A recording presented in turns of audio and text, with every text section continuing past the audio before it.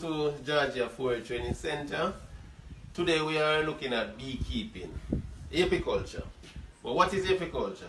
Apiculture is the rearing of honeybees for our economic benefit. Alright, what are bees?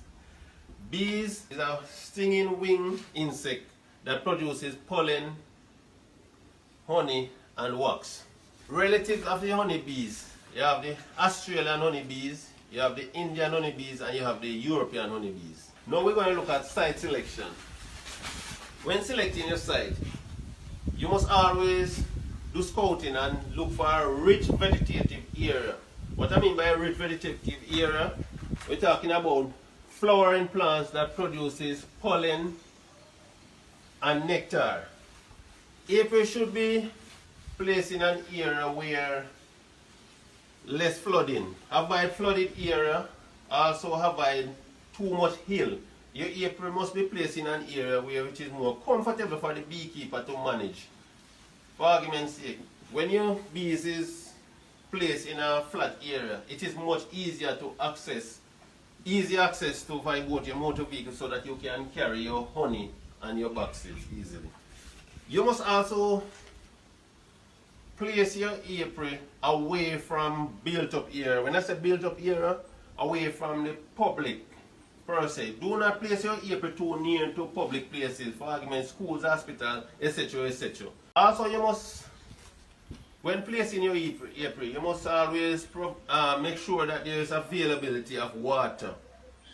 If there is no available source of water in the area, you must provide some water. You can use colorful containers where you place sticks in the water so that the bees can float on it and the bees don't get drowned.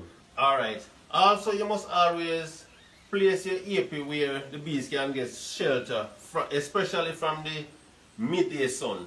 The midday sun, too much midday sun is not good for the bees. So you must always place your apiary where the bees can get some shade.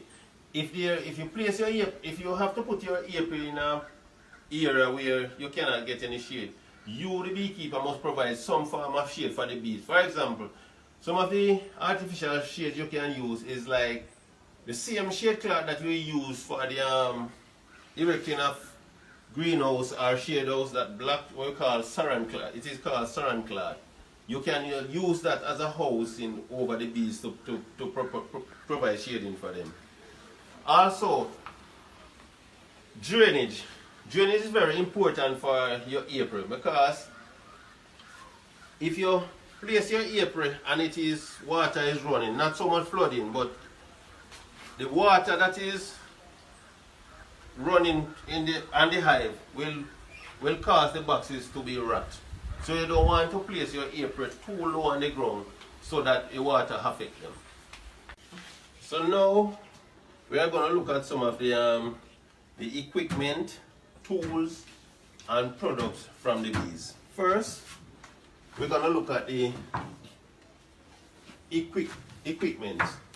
So some of the equipment we use in the hives are bee cover. The cover is used to protect the bees from rain and wind. Next we use frame. The cover is made of wood and metal. As you can see, wood and metal. The frame, we have two frames. We have the wooden frames and we also have the plastic frames. The wooden frame is made from wood and wire.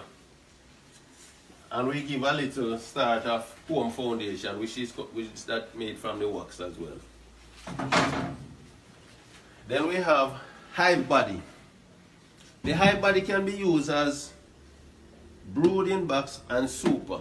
In the brood box you carry 10 frames with one queen, plenty workers and a few drones. Then we go to the bottom board. If you can see clearly, this is what the bottom board is like. It's made from wood also. It is used for the flooring of the hive. We also have another hive body which we call the shallow hive. This shallow hive is mainly used for super. So for argument's sake, we have a first super here, and if the nectar flow is in peak, you would add another super. So which why we use this shallow super, it makes it more easy to carry, because when it's honey time, the honey is very heavy. So when you use this shallow box, you can manage it much easier than to carry the original hive. Alright? So this is for the equipment for the bees. Now, the tools that we need to use in the beehive. First, the beekeeper you must get your smoker and your veil. The smoker is used to smoke the hive to calm down the bees. The veil, this is a full suit veil. So when you pair this veil is used to protect your head, your hand, and your upper body from sting. And as I said before, two smoker I have here. We have a small one and a big one. The small one is for a new starter with about 10 hive bees. But when you're a big farmer, you need to use a big smoker. It lasts you longer. You also need gloves. Some beekeepers don't use gloves. For the beginner beekeeper, I would recommend you use gloves, because when the bees sting, you might want to run leave your bees. And I don't want that to happen. So you can buy either the plastic gloves or the cloth one. So you choose which one is more economic to you. Alright. Other tools we use are uncapping knife. The uncapping knife is used to uncap the frame when you are going to do extraction. The brush is used to brush. When you're reaping honey, you use the brush to brush the bees gently from the frame. For argument's sake, this is the frame and it has plenty of bees on it. So instead of when you shake, all the bees won't come off. So you need a brush to make a gentle brush to brush off all the bees, because you don't want to carry any bees in the house where you're doing your extraction.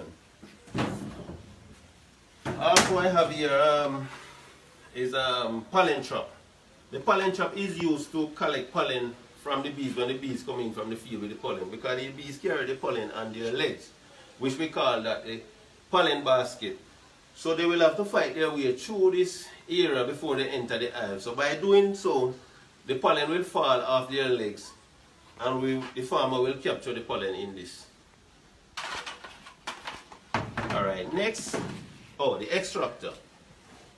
An extractor is used to extract honey. You have various size of extractor and type as well. This is the manual one. You also have the electrical one, but this is the manual one. You have from 2 frame upward.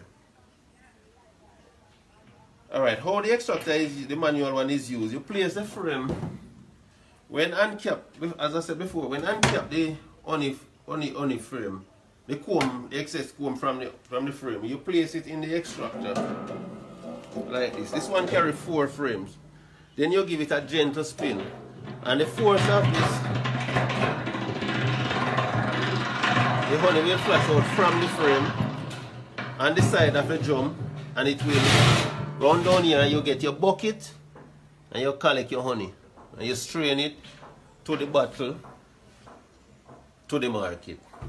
Alright, so the products that we have now that the bees produce, the 3 main products that the bees produce that will make you money. So we're talking about business here now. One, your honey. The honey can be used for a wide range of things. You can use the honey as a sweetener to sweeten your tea. Use it to bake for the people who want to use sugar. It also can be used as a medicine for cold. You get your garlic and stuff like that, you soak with your honey, and you have a medicine. You also can use it as sweetener, as I said, doing your juice and all of that. Pollen. The pollen is very rich in protein. You can either eat it just as it is, or you can blend it with your juice, especially for the men who want to say it's strong up. Alright, the wax.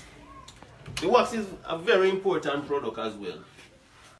The wax is a very important product as well. A lot of people can't do without the wax. The beekeeper can't do without the wax either. The beekeeper needs the wax for one, give the bees.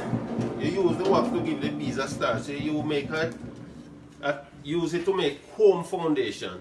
And this is what the comb foundation look like. So this is a start to encourage the bees to work more faster and you get more production going out of your bees. Also you use the wax for, you can make polish, candles, and also ear products. So, and the shoemaker use it also and dressmaker to wax their thread.